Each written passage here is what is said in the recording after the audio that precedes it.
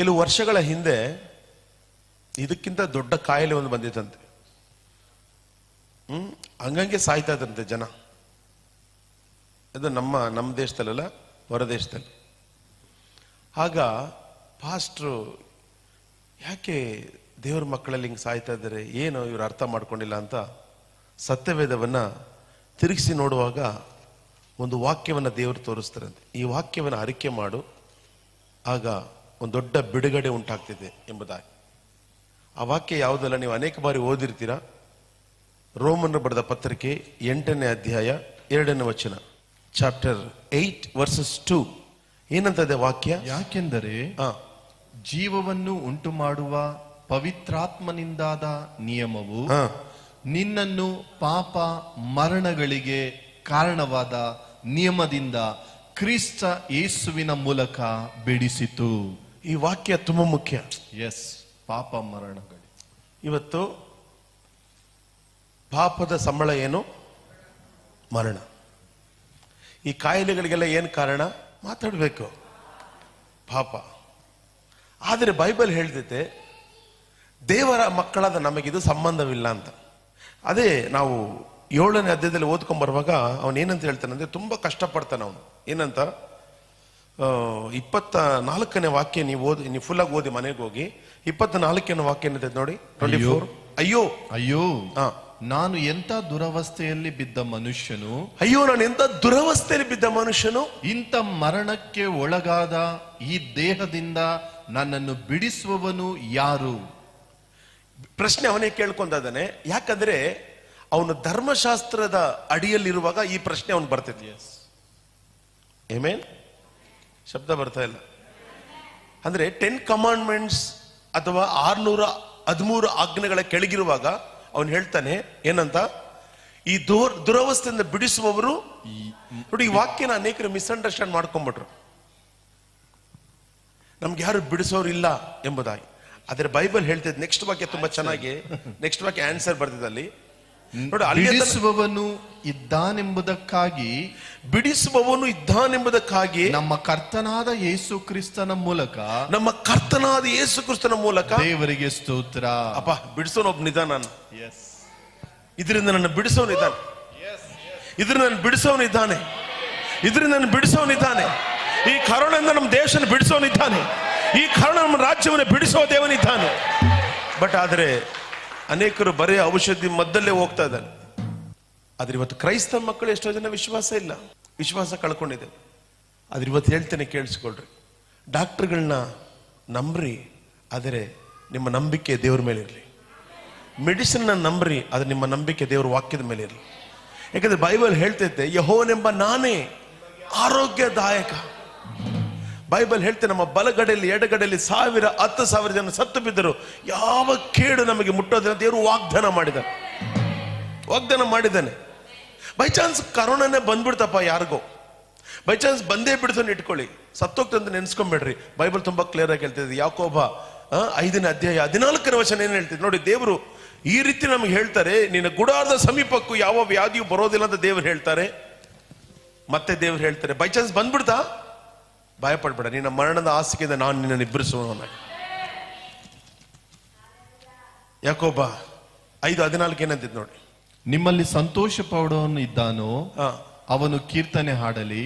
ಕಾಯಿಲೆ ನೆಕ್ಸ್ಟ್ ಹಂಗೆ ಓದಿ. ಕಾಯಿಲೆ ಅಸ್ವಸ್ಥನಾಗಿರುವವನು ಇದ್ದಾನೋ, ನಿಮ್ಮಲ್ಲಿ ಅಸ್ವಸ್ಥನಾಗಿರುವನು ಇದ್ದಾನೋ ಅವನು ಸಭೆಯ ಹಿರಿಯರನ್ನು ಕರೆ ಕಳುಹಿಸಲಿ. ಅವರು ಕರ್ತನ ಹೆಸರಿನಿಂದ ಅವನಿಗೆ ಎಣ್ಣೆ ಹಚ್ಚಿ ಅವನಿಗೋಸ್ಕರ ದೇವರನ್ನು ಪ್ರಾರ್ಥಿಸಲಿ. ಎಣ್ಣೆ ಅಂದ್ರೆ ಎಣ್ಣೆ ನೆನ್ಸ್ಕೊಂಡಿದ್ದೀರಾ? ಕೊಬ್ಬರಿ ಎಣ್ಣೆನಾ, ತೆಂಗಿನಕಾಯಿ ಎಣ್ಣೆನಾ? ಇಲ್ಲ ಪ್ರೇರೆ, ಅವನಿಗೆ ಪರಿಶುದ್ಧಾತ್ಮರನ್ನ ಜ್ಞಾಪಕ ಪಡಿಸಬೇಕು. ಎಣ್ಣೆ ಮೀನ್ಸ್ ದೇವರ ವಾಕ್ಯ, ಪರಿಶುದ್ಧಾತ್ಮನಾಗಿದ್ದಾನೆ, ಅವನಿಗೆ ಜ್ಞಾಪಕ ಪಡಿಸಬೇಕಾಗಿದೆ. ಸಭೆಯಲ್ಲಿ ಯಾರನ್ನೋ ಕರೀರಿ ಅಂತ ಬೈಬಲ್ ಹೇಳ್ತಾ ಇಲ್ಲ. ಇವಾಗ ನಮಗೆ ಹಂಗೆ ಯಾರನ್ನ ಬೇಕೋ ಅವ್ನು ಕರ್ಕೊಂಡು ಹೋಗ್ಬಿಡೋದು, ಹಂಗಂತ ಬೈಬಲ್ ಹೇಳ್ತಾ ಇಲ್ಲ. ಅದೇ ಪ್ರಾಬ್ಲಮ್, ಅದೇ ಟೀಚಿಂಗ್ ರಾಂಗ್ ಆಗೋದಲ್ಲ. ಸಭೆಯ ಹಿರಿಯರನ್ನ ಕರಿ ಅಂತ ಬೈಬಲ್ ಹೇಳ್ತಿದೆ. ಕಾಲ್ಡ್ ಹೆಲ್ಡರ್, ಎಕ್ಸ್ಪೀರಿಯನ್ಸ್, ಅನುಭವ ಇರೋರನ್ನ ಕರೀರಿ. ಅವ್ರು ನಿಮ್ಗೆ ಏನ್ ಮಾಡಲಿ, ನಿಮಗೆ ಮತ್ತೆ ಅವ್ರು ನಿಮಗೆ ರಿಪೀಟ್ ಮಾಡ್ತಾರೆ ದೇವ್ರ ವಾಕ್ಯದ ಬಗ್ಗೆ, ದೇವ್ರು ನಿಮಗೆ ಏನ್ ಮಾಡಲು ಸಾಧ್ಯ ಅಂತ. ಆ ಪರಿಶುದ್ಧಾತ್ಮರು, ನಿಮ್ಮೊಳಗಿರೋ ಪರಿಶುದ್ಧಾತ್ಮನನ್ನ ನಾವು ನಿಮಗೆ ಜ್ಞಾಪಕ ಪಡಿಸ್ತೇವೆ. ಲೋಕದಲ್ಲಿ ಇರುವವನಿಗಿಂತ ನಿಮ್ಮೊಳಗಿರುವವನು ದೊಡ್ಡವನಾಗಿದ್ದಾನೆ. ಕಾಯಿಲೆ ಬಂದ್ಬಿಡ್ತು ಅಂದ ತಕ್ಷಣ ಭಯ ಪಡಬಾರದು. ಎಲ್ರಿಗೂ ನಮಗೆಲ್ಲ ಜ್ವರ ಬಂದು ಹೋಯ್ತು ಲಾಸ್ಟ್ ಸೀಸನಲ್ಲಿ, ಸುಮಾರು ಜನಕ್ಕೆ ಬಂದೋಯ್ತು. ಬಟ್ ನಮ್ಮನ್ನು ಅದೇನು ಮಾಡೋಕ್ಕಾಗಲಿಲ್ಲ, ಏನು ಮಾಡೋಕ್ಕಾಗಲಿಲ್ಲ. ನಾವು ಅದನ್ನು ಗೆದ್ದಿದ್ದೀವಿ. ಒಂದು ಹೇಳ್ತೀನಿ ನೋಡ್ರಿ, ಇವತ್ತು ಮುಂಜಾನೆ ಭಯ ಮಾತ್ರ ಪಟ್ರೆ ಆ ಭಯನೇ ನಿಮ್ಮನ್ನು ಹಾಳು ಮಾಡ್ತೈತೆ. ಇವತ್ತು ಅರ್ಧ ಜನ ಸಾಯ್ತಾ ಇರೋದು ಏನು ಗೊತ್ತಾ? ಭಯ. ಇನ್ನು ಏನಾರ ಬೇರೆ ಬೇರೆ ವಿಷಯ ಇದೆ, ಅದೆಲ್ಲ ನಾನು ಲೈವಲ್ಲಿ ಹೇಳೋಕ್ಕಾಗಲ್ಲ. ಕರೋನಾಗೆಲ್ಲ ಸತ್ತೋದ್ರೆ ಅಂದರೆ ಅದು ನಂಬಕ್ಕಾಗಲ್ಲ. ದೊಡ್ಡ ಮಾಫಿಯಾನೇ ನಡೀತಾ ಇದೆ. ಕೆಲವು ವಿಡಿಯೋಸ್ ಎಲ್ಲ ನೀವು ನೋಡ್ತಾ ಇದ್ದೀರಾ, ಸುಮ್ಮನೆ ಆದರೂ ಕರೋನಾ ಇದೆ ಅಂತ ತೋರಿಸೋದು, ಎಲ್ಲ ರಿಪೋರ್ಟೇ ರಾಂಗ್ ಆಗಿ ಕೊಡೋದು, ಕೆಲವು ವಿಡಿಯೋಗಳೆಲ್ಲ ಬಂದಿದ್ದು ನೀವು ನೋಡಿರ್ಬೋದು. ಅದರಿಂದ ನೀವು ಭಯಪಡೋ ಅವಶ್ಯಕತೆ ಇಲ್ಲ. ಬೈಬಲ್ ತುಂಬ ಕ್ಲಿಯರ್ ಆಗಿ ಹೇಳ್ತಾ ಇದೆ. ಮುಂಜಾನೆಯಲ್ಲಿ ರೋಮನರು ಬರೆದ ಪತ್ರಿಕೆಯಲ್ಲಿ ದುರವಸ್ಥೆಯಲ್ಲಿ ಬಿದ್ದ ಮನುಷ್ಯನ ಕಾಪಾಡೋನು ಯಾರು ಎಂಬುದಾಗಿ ಪ್ರಶ್ನೆ ಕೇಳುವಾಗ ಪೌಲನೇ ಆನ್ಸರ್ ಬರೀತಾನೆ. ಅವನೇ ಪ್ರಶ್ನೆ ಕೇಳ್ಕೊಂಡು ಅವನೇ ಆನ್ಸರ್ ಬರೀತಾನೆ. ಏನು ಬರೀತಾನೆ? 25:7-25 ಬಿಡಿಸುವವನು ಇದ್ದಾನೆಂಬುದಕ್ಕಾಗಿ, ಬಿಡಿಸುವವನಿದ್ದಾನೆಂಬುದಕ್ಕಾಗಿ ನಮ್ಮ ಕರ್ತನಾದ ಯೇಸು ಕ್ರಿಸ್ತನ ಮೂಲಕ ದೇವರಿಗೆ ಸ್ತೋತ್ರ. ದೇವರಿಗೆ ಸ್ತೋತ್ರ. Say I mean Christ. ಹೇಳಿ, ದೇವರ ಜೀವ ನನ್ನಲ್ಲಿದೆ.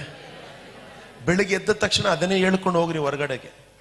ನಾವು ಯಾವ ಮಾರ್ಕೆಟ್ಗೆ ಹೋಗ್ತೀವೋ, ಎಲ್ಲ ಹಾಲು ತರಕ್ಕೆ ಹೋಗ್ತೀವೋ, ಯಾವ ಹಾಲು ನಮ್ಮನೊಳಗೆ ಬರ್ತದೆ, ಯಾವ ಕೊರಿಯರ್ ನಮ್ಮನೊಳಗೆ ಬರ್ತದೆ ನಮ್ಗೆ ಗೊತ್ತಿಲ್ಲ. ಆದರೆ ಒಂದು ಹೇಳ್ರಿ, ಬೆಳಿಗ್ಗೆ ಎದ್ದ ತಕ್ಷಣವೇ ದೇವರ ಜೀವ ನನ್ನೊಳಗಿದೆ, ದೇವರ ಜೀವ ನನ್ನೊಳಗಿದೆ. ನಾನು ಕ್ರಿಸ್ತ ಯೇಸುನಲ್ಲಿದ್ದೇನೆ, ಕ್ರಿಸ್ತ ಯೇಸು ನನ್ನಲ್ಲಿದ್ದಾನೆ. ಇಲ್ಲ ಹೇಳ್ರಿ, ನಾನು ಕ್ರಿಸ್ತ ಯೇಸುನಲ್ಲಿದ್ದೇನೆ, ಕ್ರಿಸ್ತ ಯೇಸು ನನ್ನೊಳಗಿದ್ದಾನೆ. ಆಮೇನ್. ಇದನ್ನ ನಂಬಬೇಕು ನೀವು ಡೈಲಿ, ಪ್ರತಿದಿನ ನಂಬಬೇಕು. ಅದನ್ನ ಬಿಟ್ಬಿಟ್ಟು ಕುತ್ಕೊಂಡ ಟಿವಿ ನ್ಯೂಸ್ ನೋಡ್ಕೊಂಡಿರೋದಲ್ಲ. ಅವ್ರು ಏನೇನೋ ಹೇಳ್ತಾ ಇರ್ತಾರೆ ಕುತ್ಕೊಂಡು. ಎಚ್ಚರ ತಪ್ಪಿದರೆ ಮರಣ. ಹೆಂಗಪ್ಪ ಎಚ್ಚರವಾಗಿರೋದಿಲ್ಲ? Mask ಹಾಕೊಂಡಿದ್ದೀವಿ, sanitiser ಹಾಕೊಂಡಿದ್ದೀವಿ. ಪಾಪ ಮುಖ್ಯಮಂತ್ರಿಗಳು ಡೈಲಿ ಮಾಸ್ಕ್ ಹಾಕೊಂಡೇ ಓಡಾಡ್ತಾ ಇದ್ರು. ಮಾತಾಡ್ರಿ, ವ್ಯಾಕ್ಸಿನೂ ಹಾಕೊಂಡಿದ್ದಾರೆ ಪಾಪ ಅವರು. 2ನೇ ಸಲ ಕೊರೋನಾ ಬಂದ್ಬಿಡ್ತಪ್ಪ ಅವ್ರಿಗೆ. ಏನ್ ಮಾಡೋದು ಇವಾಗ? ನಿನ್ನ ತಮಿಳ್ ಆಕ್ಟರ್ ವಿವೇಕ್ ವ್ಯಾಕ್ಸಿನ್ ಹಾಕೊಂಡು ಬಂದ, ನೆಕ್ಸ್ಟ್ ಡೇನೇ ಸತ್ತೋಗ್ಬಿಟ್ಟ ಹಾರ್ಟ್ ಅಟ್ಯಾಕ್ ಆಗಿ. ಇವಾಗ ಏನ್ ಮಾಡೋದು ಹೇಳಿ? ವ್ಯಾಕ್ಸಿನ್ ಕಾಪಾಡ್ತಾ? ವ್ಯಾಕ್ಸಿನ್ ಕಾಪಾಡ್ತಾ ಅವ್ರನ್ನ. ಬಟ್ ಇನ್ನೂ ಲೋಕಕ್ಕೆ ಗೊತ್ತಿಲ್ಲ ನಮ್ಮನ್ನು ಕಾಪಾಡೋದು ಒಬ್ಬರಿಂದ ದೇವರು ಅಂತ.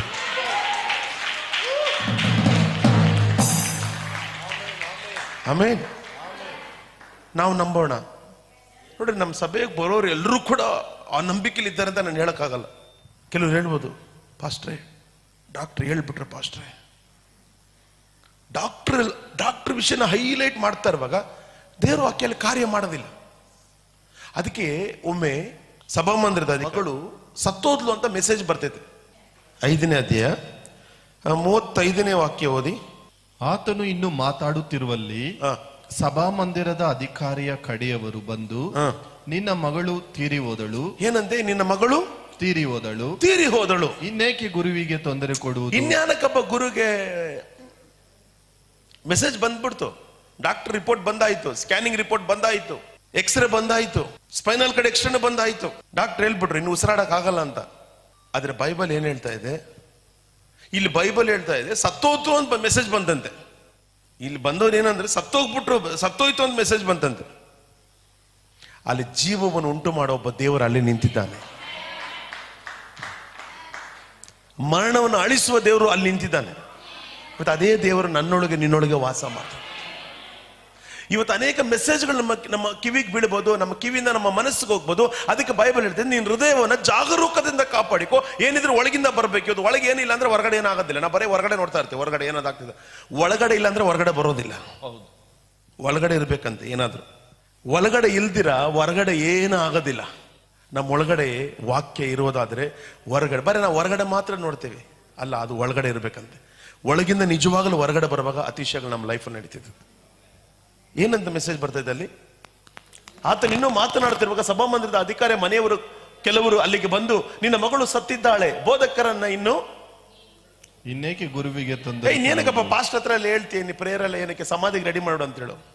ನಿನ್ನ ಮಗಳಿಗೆ ಸೆಂಟ್ ಪೀಟರ್ಸ್ಗೆ ಹೋಗಿ, ಸೆಂಟ್ ಜಾನ್ಸ್ಗೆ ಹೋಗಿ ಪೆಟ್ಟಿಯೆಲ್ಲ ಆರ್ಡರ್ ಮಾಡಿಬಿಡ್ರಿ, ಹಳ್ಳಾಗೆ ಕೇಳ್ಬಿಡು. ಇನ್ನೇನಕ್ಕೆ ಅವ್ರನ್ನ ಸುಮ್ಮನೆ ಡಿಸ್ಟರ್ಬ್ ಮಾಡ್ತೀಯ ಸೀನಿಯರ್ ಪಾಸ್ಟರ್ನ ಅಂತ ಹೇಳುವಾಗ ಯೇಸ್ವಾಮಿ ಒಂದು ಮಾತು ಹೇಳ್ತಾರೆ. ಏನಂತ ಹೇಳ್ತಾರೆ? ಅವರು ಆಡಿದ ಮಾತನ್ನು ಯೇಸು ಲಕ್ಷ್ಯ ಕೊಡದೆ ಸಭಾಮಂದಿರದ ಅಧಿಕಾರಿಗೆ. ನೋಡ್ರಿ, ಇವತ್ತು ಲೋಕದಲ್ಲಿ ಎಷ್ಟೋ ಮಾತುಗಳು ಮಾತಾಡ್ತಾ ಇದ್ದಾರೆ. ಅದಕ್ಕೆ ನೀವು ಲಕ್ಷ್ಯ ಕೊಟ್ರೆ ಚರ್ಚೆಗೆ ಬರಕ್ ಆಗೋದಿಲ್ಲ. ಇವತ್ತು ಅದಕ್ಕೆ ಅನೇಕರು ಚರ್ಚೆಗೆ ಬರಕ್ ಆಗ್ತಾ ಇಲ್ಲ, ಭಯ. ಕರೋನಾ ಬಂದ್ಬಿಡ್ತೀವಿ. ಅದೇ ಮಾರ್ಕೆಟ್ಗೆ ಹೋದ್ರೆ, ಹಾಲು ತಗೊಳಕ್ ಹೋದ್ರೆ, ಮನೆ ಕೊರಿಯರ್ ಬಂದ್ರೆ, ನೋಡಿ ಲೋಕದ ವಿಷಯದಲ್ಲಿ ಜನರಿಗೆ ಭಯ ಇಲ್ಲ, ಅದೇ ಚರ್ಚೆ ವಿಷಯದಲ್ಲಿ ಅನೇಕರಿಗೆ ಭಯ. ನಾನು ಹೇಳ್ತೀನಿ ನೋಡಿ, ಯಾವುದಕ್ಕೆ ಭಯ ಪಡ್ತಾರೋ ಅದು ಬಂದೇ ಬರ್ತೈತೆ. ದೇವ್ರು ಒಂದೇ ಒಂದು ಮಾತು ಹೇಳ್ತಾರೆ, ಅಂಜಬೇಡ ಅಷ್ಟೇ. ಅಂಜಬೇಡ, ನಂಬಿಕೆ ಮಾತ್ರ ಇರಲಿ. 1000 ರಿಪೋರ್ಟ್ಸ್ ಬರಲಿ, 1000 ಸ್ಟೇಟ್ಮೆಂಟ್ ಬರಲಿ, ಆದರೆ ನಾನು ನಂಬಿದ ದೇವರು, ನಾನು ನಂಬ್ತೇನೆ, ಅವರ ಮಕ್ಕಳನ್ನು ಆತನ ಕಾಯುವ ದೇವನಾಗಿ. Just you believe. ಹೇಳ್ರಿ, ಲೋಕದಲ್ಲಿರುವವನಿಗಿಂತ ನನ್ನೊಳಗಿರುವವನು ದೊಡ್ಡವನಾಗಿದ್ದಾನೆ. ಯಾಕೆಂದರೆ ನಾನು ಲೋಕದ ನಿಯಮದಲ್ಲಿಲ್ಲ, ನಾನು ಪರಿಶುದ್ಧಾತ್ಮನ ನಿಯಮದಲ್ಲಿದ್ದೇನೆ. ರೋಮಕ್ಕೆ ಬಂದ್ಬಿಡಿ, ನೋಡ್ರಿ ಇವಾಗ ಯಾವ ನಿಯಮದಲ್ಲಿದ್ದೀರಾ ಅಂತ. ಯಾಕೆಂದರೆ ಕೇಳಿಸ್ಕೊಳ್ರಿ, ಎಲ್ಲ ತಗೊಳ್ರಿ ಬೈಬಲ್, ರೋಮನ್ಸ್ 8 ತಗೊಳ್ರಿ, ಎಲ್ಲ ತಗೊಳ್ರಿ. 8:2 ಯಾಕೆಂದರೆ ನೋಡ್ರಿ, ಯಾಕೆಂದರೆ ಜೀವವನ್ನು ಉಂಟು ಮಾಡುವ, ಜೋರಾಗಿ ಹೇಳ್ರಿ, ಜೀವವನ್ನು ಉಂಟು ಮಾಡುವ, ಮರಣ ಬರ್ತಾ ಇರ್ಬೋದು, ಬಟ್ ಜೀವವನ್ನು ಉಂಟು ಮಾಡುವ ಪವಿತ್ರಾತ್ಮನಿಂದಾದ ನಿಯಮವು, ಪವಿತ್ರ ಆತ್ಮನಿಂದಾದ ನಿಯಮವು ನಿನ್ನನ್ನು ಪಾಪ ಮರಣಗಳಿಗೆ ಕಾರಣವಾದ ನಿಯಮದಿಂದ. ಪಾಪ ಮರಣ ಅಂದ್ರೆ, ಪಾಪ ಮರಣಕ್ಕೆ ಯಾವ್ದು ಸಂಬಂಧಪಟ್ಟಿದ್ದು? ವ್ಯಾಧಿಗಳು, ದರಿದ್ರ, ಎಲ್ಲವೂ ಅದಕ್ಕೆ ಸಂಬಂಧಪಟ್ಟಿದ್ದು. ಪಾಪ ಮರಣಕ್ಕೆ ಯಾವ್ದು ಸಂಬಂಧಪಟ್ಟಿದ್ದು? ದರಿದ್ರ, ಕಷ್ಟ, ವ್ಯಾಧಿ, ಸಮಸ್ಯೆ, ಕಣ್ಣೀರು, ಗೋಳಾಟ, ಇವೆಲ್ಲವೂ ಅದಕ್ಕೆ ಸಂಬಂಧಪಟ್ಟಿದ್ದು. ಪಾಪ ಮರಣ ಅಂದ್ರೆ ಎಲ್ಲವೂ ಅದರ ಅಂಡ್ರೆ ಬರೋದು. ಹೇಳ್ರಿ, ಪಾಪದ ಮರಣದ ಅಂಡ್ರಲ್ಲಿ ಯಾವ್ದು ಬರ್ತೈತೆ? ಶಾಪಗಳು, ವ್ಯಾಧಿಗಳು, ಕರೋನಾ ತರ 1000 ಕಾಯಿಲೆಗಳಿರ್ಬೋದು. ಆದ್ರೆ ನಮ್ಮ ನಿಯಮ ಬೇರೆ.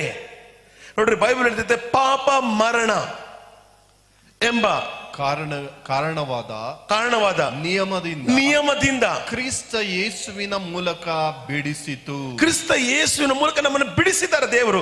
ನಾವು ಆ ನಿಯಮದ ಕೆಳಗಿಲ್ಲ, ಬಟ್ ನಾವು ಮತ್ತೊಂದು ನಿಯಮದ ಕೆಳಗಿದ್ದೇವೆ. ಯಾವ ನಿಯಮ ಅಂದ್ರೆ ನೆಕ್ಸ್ಟ್ ಓದಿ. ಧರ್ಮಶಾಸ್ತ್ರವು ನಮ್ಮ ಶರೀರಾಧೀನ ಸ್ವಭಾವದ ನಿಮಿತ್ತ ನಿರ್ಬಲವಾಗಿ ಯಾವ ಕೆಲಸವನ್ನು ಮಾಡಲಾರದೆ ಇತ್ತೋ ಅದನ್ನು ದೇವರೇ ಮಾಡಿದನು. ಓಕೆ, ಏನೆಂದರೆ ಆತನು ಪಾಪ ನಿವಾರಣೆಗಾಗಿ ತನ್ನ ಮಗನನ್ನು ಪಾಪಾಧೀನವಾದ ನರಭಾವದ ರೂಪದಲ್ಲಿ ಕಳುಹಿಸಿಕೊಟ್ಟು ನರಭಾವದಲ್ಲಿಯೇ ಪಾಪಕ್ಕೆ ಮರಣ ದಂಡನೆಯನ್ನು ವಿಧಿಸಿದನು. ಆಮೇಲೆ ಹೀಗಿರಲು ಶರೀರ ಭಾವಕ್ಕೆ ಅನುಸಾರವಾಗಿ ನಡೆಯದೆ ಪವಿತ್ರಾತ್ಮನುಸಾರವಾಗಿ ನಡೆಯುವವರಾದ ನಮ್ಮಲ್ಲಿ ಧರ್ಮಶಾಸ್ತ್ರದ ನಿಯಮವು ನೆರವೇರುವುದಕ್ಕೆ ಆಸ್ಪದವೇ ಮಾರ್ಗವಾಯಿತು. ಹಲ್ಲೆಲೂಯಾ. ಆಮೇಲೆ ಶರೀರ ಭಾವವನ್ನು ಅನುಸರಿಸುವವರು ಅದಕ್ಕೆ ಸಂಬಂಧಪಟ್ಟವುಗಳ ಮೇಲೆ ಮನಸ್ಸಿಡುತ್ತಾರೆ. ಪವಿತ್ರಾತ್ಮನನ್ನು ಅನುಸರಿಸುವವರು ಪವಿತ್ರಾತ್ಮನಿಗೆ ಸಂಬಂಧಪಟ್ಟವುಗಳ ಮೇಲೆ ಮನಸ್ಸಿಡುತ್ತಾರೆ. ಚೆನ್ನಾಗಿ ಅರ್ಥ ಮಾಡ್ಕೊಳ್ಳಿ. ಶರೀರ ಭಾವಗಳ ಮೇಲೆ ಲೋಕದಲ್ಲಿ ಅನೇಕರ ಶರೀರ ಭಾವನೆ ಯಾವುದು ನಂಬ್ತಾ ಇದ್ದಾರೆ? ಶರೀರ ಭಾವದ ನಂಬ್ತಾ ಇದ್ದಾರೆ. ಮೆಡಿಸಿನ್ ನಂಬ್ತಾ ಇದ್ದಾರೆ, ಆ ಮೆಡಿಸಿನ್ ವರ್ಕ್ ಆಗ್ತಾ ಇಲ್ಲ. ಕೈಗೆ ಸ್ಯಾನಿಟೈಸರ್ ಹಾಕೊಂತ ಇದ್ದಾರೆ, ಮಾಸ್ಕ್ ಹಾಕೊಂತ ಇದ್ದಾರೆ. ಏನು ವರ್ಕ್ ಆಯ್ತಾ? ಅದನ್ನೇ ಬೈಬಲ್ ಹೇಳ್ತೈತೆ, ಶರೀರ ಭಾವದವುಗಳ ಮೇಲೆ ಅನುಸರಿಸುವವರು ಅದಕ್ಕೆ ಸಂಬಂಧಪಟ್ಟವುಗಳ ಮೇಲೆ ಮನಸ್ಸಿಡುತ್ತಾರೆ. ಬಟ್ ನೆಕ್ಸ್ಟ್ ವಾಕ್ಯ, ಶರೀರ ಭಾವದವುಗಳ ಮೇಲೆ ಮನಸ್ಸಿಡುವುದು ಮರಣ, ಪವಿತ್ರಾತ್ಮನವುಗಳ ಮೇಲೆ ಮನಸ್ಸಿಡುವುದು ಜೀವವು ಮನಃಶಾಂತಿಯೂ ಆಗಿದೆ. ಯಾಕೆ ಮನಃಶಾಂತಿ ಇಲ್ಲ? ವಾಯ್? ದೇವ್ರು ಹೇಳಿದ್ರು ಅವತ್ತು, ಯೇಸು ಮರಣ ಹೊಂದೋಕ್ ಮುಂಚೆ ಹೇಳಿದ್ರು, ಅಂಜಬೇಡ. ಇವತ್ತು ನಮಗೆ ಹೇಳ್ತಾರೆ, ನೀನು ಅಂಜಬೇಡ, ನೀನು ಶರೀರಕ್ಕೆ ಸಂಬಂಧಪಟ್ಟವನಲ್ಲ, ನೀನು ಆತ್ಮಕ್ಕೆ ಸಂಬಂಧಪಟ್ಟವನಾಗಿದ್ಯಾ. Bible is very clear. ಇನ್ನೊಂದ್ಸಲ ಹತ್ತಾಗ್ಲೇ ಓದ್ಕೊಳ್ಳಿ. ನೋಡ್ರಿ, ಶರೀರ ಭಾವವನ್ನು ಅನುಸರಿಸುವವರು ಅದಕ್ಕೆ ಸಂಬಂಧಪಟ್ಟಗಳ ಮೇಲೆ ಮನಸ್ಸಿಡುತ್ತಾರೆ. ಬರೀ ಶರೀರ, ಅವ್ರು ಹಿಂಗೆ ಹೇಳ್ತಾರೆ, ಇವ್ರು ಹಿಂಗೆ ಹೇಳ್ತಾರೆ, ಅದು ಹಿಂಗೆ ಹೇಳ್ತಾರೆ, ಅಲ್ಲಿ ಹೋಗ್ಬೇಡ್ರಿ, ಇಲ್ಲಿ ಹೋಗ್ಬೇಡ್ರಿ, ಅದು ಮಾಡ್ಬೇಡ್ರಿ, ಇದು ಮಾಡ್ಬೇಡ್ರಿ, ಅದು ಮಾಡೋಕ್ಕಾಗಲ್ಲ ಅಂದ್ರೆ ಹೊಟ್ಟೆ ತಣ್ಣೀರು ಬಟ್ಟೆ ಹಾಕೊಂಡು ಮಲ್ಕೊಬೇಕು. ಕೆಲ್ಸಕ್ಕೆ ಹೋಗ್ತಿರೋದಾಗ್ತಿದ? ತಣ್ಣೀರು ಬಟ್ಟೆ ಹಾಕೊಂಡು ಮಲ್ಕೊಬೇಕು. ರೆಡಿನಾ? ಕರೋನಾ ಬಂದ್ಬಿಟ್ಟಿದೆಮ್ಮ, ಮನೆಯಿಂದ ಎಲ್ಲೂ ಆಚೆನೆ ಹೋಗ್ಬಾರ್ದು. ಒಲೆ ಹಚ್ಚಕ್ಕೆ ಬೆಂಕಿ ಪಟ್ಟಣ ಕೂಡ ಇರಲ್ಲ.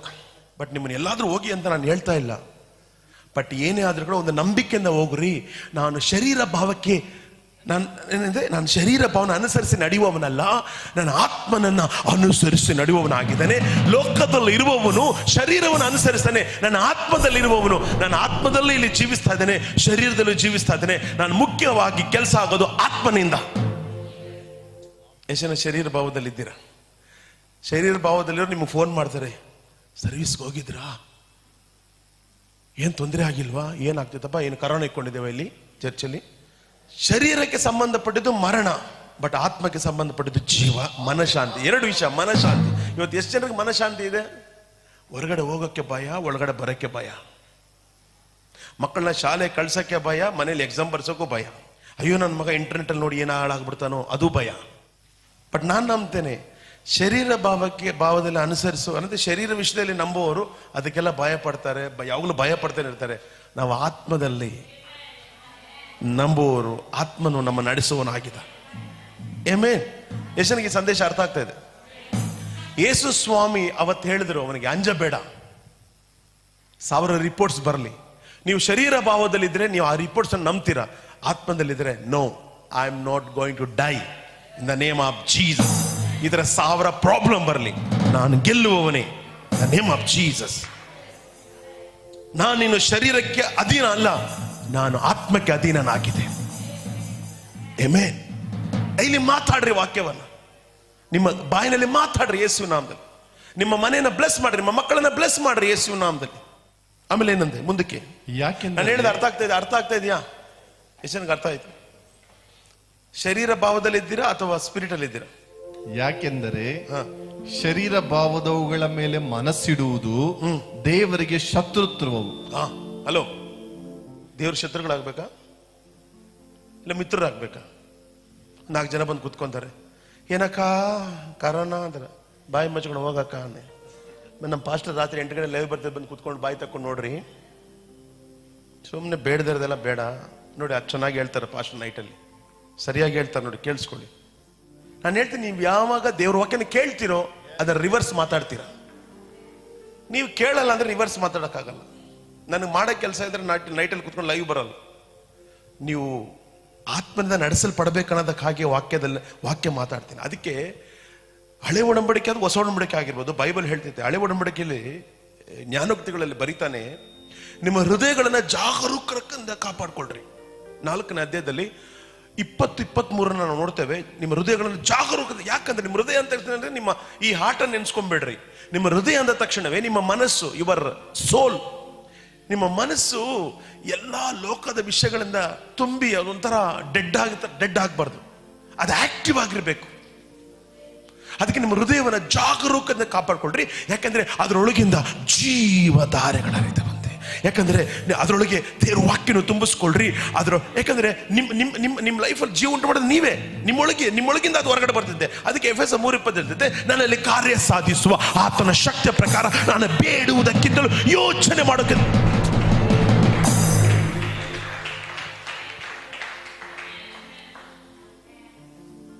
ಅದಕ್ಕೆ ಅವ್ರಿಗೆ ಹೇಳ್ದ, ಅಂಜಬೇಡ, ನಿನ್ನ ಹೃದಯದಲ್ಲಿ ಸತ್ತೋದ್ರೆಂಬುದನ್ನು ಹೋಗಿ ಅಲ್ಲಿ ಇಕ್ಕೊಂಬೇಡ, ಅದನ್ನ ಬಿಸಾಕ್ಬಿಡು. ನಿನ್ನ ಮಗಳು ಬದುಕಿದ್ದಾಳೆ, ಅದನ್ನ ಇಟ್ಕೋ. You keep it that, you don't keep. ಆಗೋಯ್ತು, ನನ್ನ ಕೆಲಸ ಮುಗಿದೋಯ್ತು, ಅದನ್ನ ಇಕ್ಕೊಂಬೇಡ. ಭದ್ರ ಬ್ಯಾಂಕ್ ಲಾಕರ್ ತರ ಕಾಪಾಡ್ಕೊಂಡು ನನ್ನ ಮನಸ್ಸನ್ನ. 1000 ಪ್ರಾಬ್ಲಮ್ ಬರ್ತಾ ಇರ್ಬೋದು, ನಾಳೆಯಿಂದ ಲಾಕ್ಡೌನೇ ಆಗ್ಬೋದು. ಒಂದು ಹೇಳ್ತೇನೆ, ಐಗುಪ್ತ್ಯವನ್ನು ಸೂರೆ ಮಾಡಿದ ಅದೇ ದೇವರು ಇವತ್ತು ನಾನು ಹೇಳಿದ ಲೋಕವನ್ನು ಸೂರೆ ಮಾಡಿ ನಿಮ್ಮನ್ನ ತುಂಬಿಸುವ ದೇವನಾಗಿದ್ದ.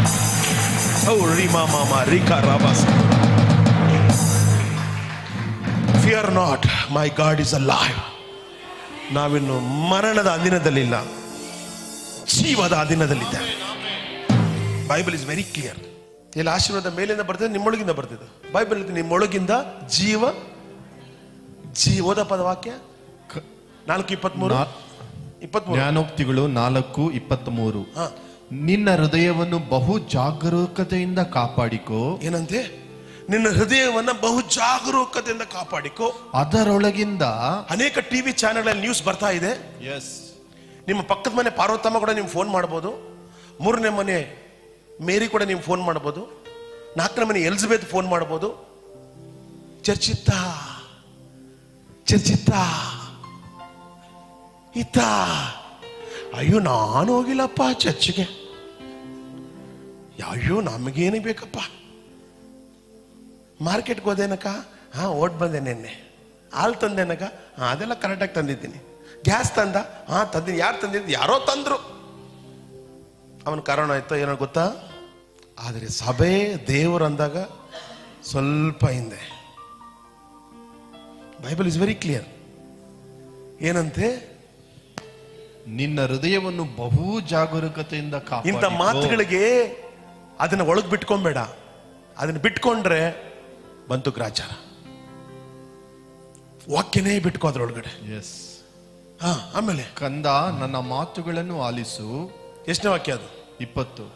23 ದೇವ್ರು ಹಿಂಗೆ ಹೇಳ್ತಾರೆ, ನಿನ್ ಹೃದಯವನ್ನು ಏನ್ ಮಾಡ್ಕೋ. ಅದ್ರೊಳಗಿಂದ ಏನ್ ಬರ್ತೈತಂತೆ? ಜೀವಧಾರೆಗಳು ಹೆಂಗ್ ಹೊರಡುವವು. ಹೆಂಗ್ ಹೊರಡ್ತೈತಂತೆ? 20ನೇ ವಾಕ್ಯ ಆನ್ಸರ್ ಇದೆ ನೋಡಿ. ಕಂದ ನನ್ನ ಮಾತುಗಳನ್ನು ಆಲಿಸು. 3ನೇ ಮನೆ ಮುನಿಯಮ್ಮನ ಮಾತಲ್ಲಮ್ಮ, ನನ್ನ ಮಾತು. 4ನೇವರಲ್ಲಮ್ಮ, ಟಿವಿ ನ್ಯೂಸ್ ಅಲ್ಲಮ್ಮ, ನನ್ನ ಮಾತುಗಳನ್ನ ನಾಟ್ ಪಾಸ್ ಅನಿಲ್ ಕೂಡ ಮಾತಲ್ಲ, ಯೇಸುವಿನ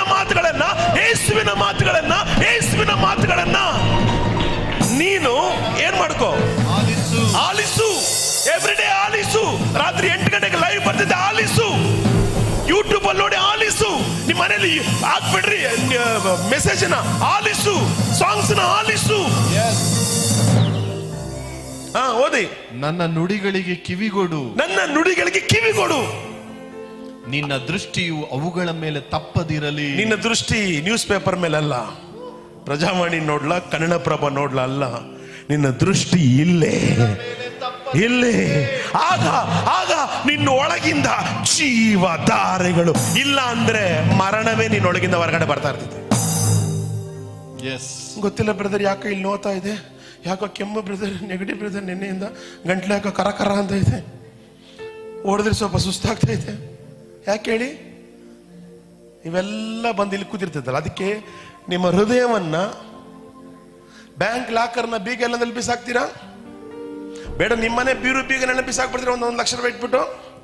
ಆದ್ರೆ ಈ ಮನಸ್ಸಿನ ಬೀಗವನ್ನ ಎಲ್ಲಂದ್ರೆ ಅಲ್ಲಿ ತೆರೆದು